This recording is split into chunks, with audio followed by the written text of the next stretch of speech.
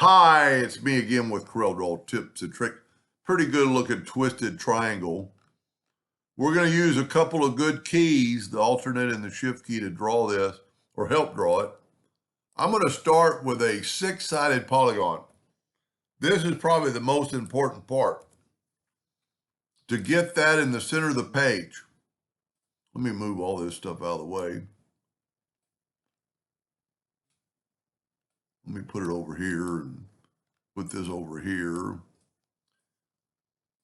That 6-sided polygon is in the center of the page. Now we're going to turn it into a 3-sided polygon, but it's still in the center of the page.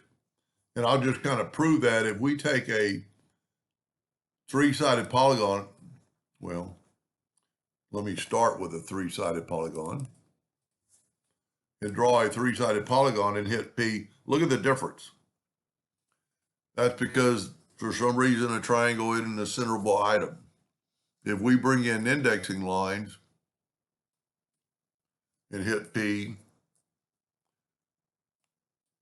you can see now it's the indexing line is equal distance. We don't need the indexing lines, but I'm going to keep them on. I'm going to take a 2-point line and I'm going to hit P. But then I'm going to shift select the triangle and hit B, and that put it at the bottom. I'm going to make this one a little bit thicker than I made this one. I'm going to change my nudge factor to 1/2 inch. And I'm going to take this and I'm going to hit the plus key and then hit Control D. So it's not going to be that much. You know what? Let's make it a little bit thicker. Let's change our nudge factor to 0.75. Hit the plus key. Now, I'm going to hold down the Alt key, and it selected those 3 items because the Alt key, and so now I can go to group and group this together. The Alt key, no matter what you touch, it'll select the whole item. If I would have had to select it with the pick tool, I would have had to select all of this. So now I've got that. I'm going to Control D, alternate C to rotate it from the center. And I'm going to rotate it 120 degrees and then Control D again. Take this very top diamond shape. Let me turn off the indexing line. This very sharp top diamond shape. Get your 3-point curve line and go from that intersection to that intersection. And you can hold down the control button to get a kind of a perfect. Then if you hold down the Alt key and swipe through here, you get that shape.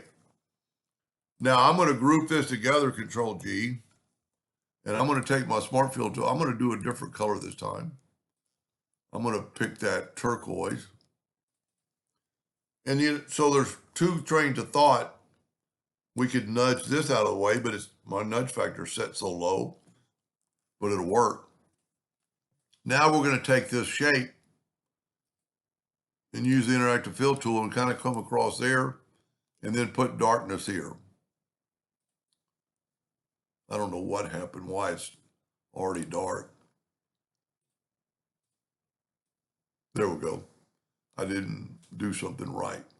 So we're going to put a little darkness, maybe a little bit too much. Now, Control D, alternate C, rotate it 120 degrees, and then a Control D, and look at that. Let's bring in a black box effect. It looks like a twisted triangle with rounded corners. I think I've done this video before a long time, but I didn't do rounded corners. I'm not real excited about the rounded corners. Maybe I could have done it like this, actually started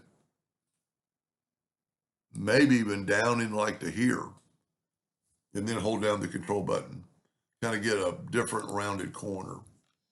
But anyway, that's pretty cool to draw and halfway fun and halfway easy. Anyway, I hope that helps somebody someday, and thank you for watching.